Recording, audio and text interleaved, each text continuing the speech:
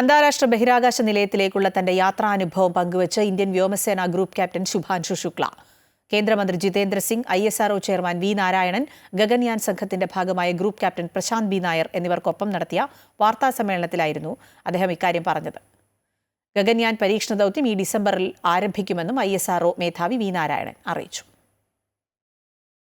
Axiom 4 ദൗത്യത്തെ പിന്തുണച്ച ജനങ്ങൾക്കും സർക്കാരിനും ISROയ്ക്കും ദൗത്യത്തിൽ ഉൾപ്പെട്ട എല്ലാവർക്കും നന്ദി പറഞ്ഞാണ് ശുഭാംശു ശുക്ല തന്റെ അനുഭവങ്ങൾ വിവരിച്ചത്. ഈ ദൗത്യം ആളുകളെ ഒരുമിച്ച് കൊണ്ടുവന്നിട്ടുണ്ടെന്ന് ശുക്ല പറഞ്ഞു. പുതിയ തലമുറ ശാസ്ത്രത്തോട് കൂടുതൽ അടുക്കുന്നതിൽ അദ്ദേഹം സന്തോഷം പ്രകടിപ്പിച്ചു. I've been very proud to be a part of the Indian Air Force, and I've always seen the exceptional professionalism that every air warrior brings to whatever it is that they do. So I'm not surprised that whatever be the task, they would always live up to it, and they'll always do their best, and which will always be exceptional. So I'm really proud to be a part of that organization. ദൗത്യത്തിലൂടെ ലഭിച്ച അറിവ് വിലമതിക്കാനാവാത്തതാണ്.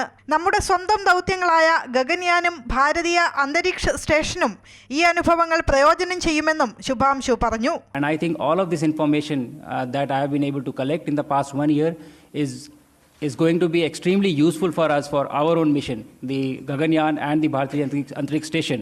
കഴിഞ്ഞ 10 വർഷത്തിനിടെ ബഹിരാകാശ രംഗത്ത് India അഭൂതപൂർവമായ പുരോഗതി കൈവരിച്ചതായി ISRO chairman പറഞ്ഞു. 10 years back we had only one startup company in the space area in the country. We are having 300 plus startup companies in the space area.